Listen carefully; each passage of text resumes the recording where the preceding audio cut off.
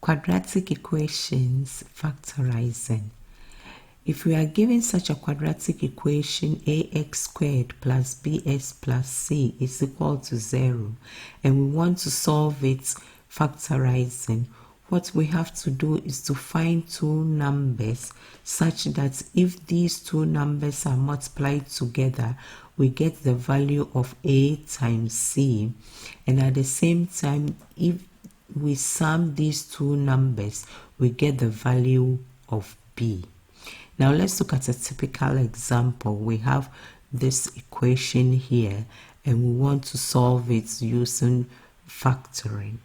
So what we have to do is we are looking for two numbers that if we multiply them together, we get the value of the product of 15 and minus 4. The product of 15 and minus 4 is minus 60. We can just look at only 60. We can ignore the minus for now. We can just look at only the 15 and 4, and we just concentrate on the 60. Now we are looking for two numbers that if we multiply together we get, for example, 60, or if we want we add the minus 60, and then these same numbers, when we add them together, we want to get 4. The first thing we can do is we find factors of 15 and 4. So 15 can have the factors 3 and 5. 2 is a factor of 4. So 4 can have the factors 2 times 2. Now we are now to think about what we can combine here such that if we multiply, we find two numbers, we can multiply them together and get this value, or we can add them together and get this value. I would think, if I look closely, I think 5 and 2 gives me 10. 5 times 2 gives me 10. 3 times 2 gives me 6. I think this will work. If I multiply 10 by 6, I will get 60. And if I subtract 6 from 10, I will get 4. So the factor, the two numbers that I would have to deal with are 10 and 6.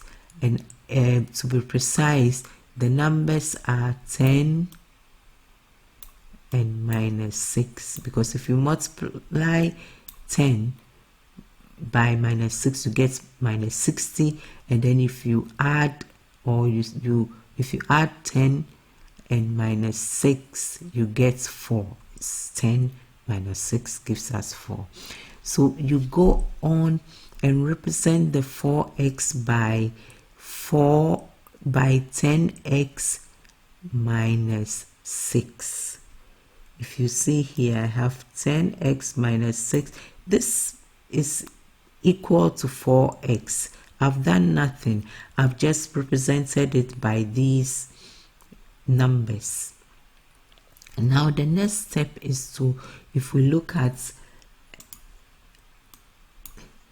the next step is we look at this equation. We can see that we can factor some things out. We look for the maximum common factor of 15 and 10. We see it's 5. If we look at the x squared and x, the maximum common factor here is x. Now we are left with x here. No, we are left with 3x.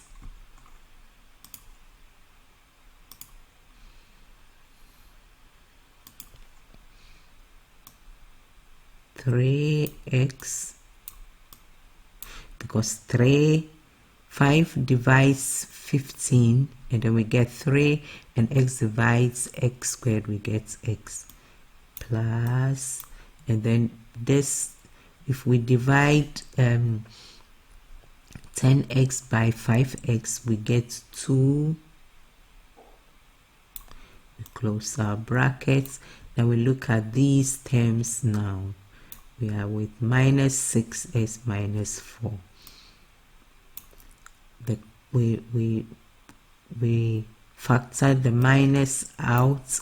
Now the maximum common factor of 6 and 4 is 2. And then I end up again with 3x plus, because there's already the minus here, so this becomes plus 3 plus 2. Everything equals 0.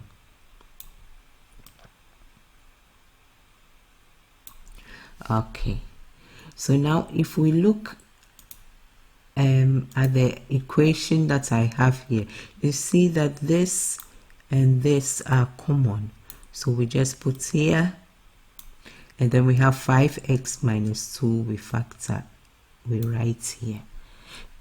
Now what we have here is either 5x minus 2 is equal to 0, or either 3x plus 2 is equal to 0.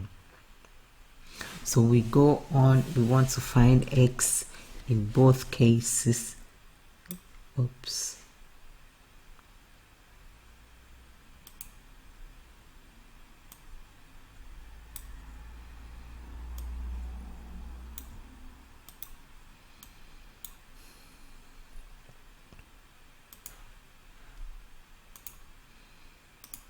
We want to find x in both cases, so we have 5x minus 2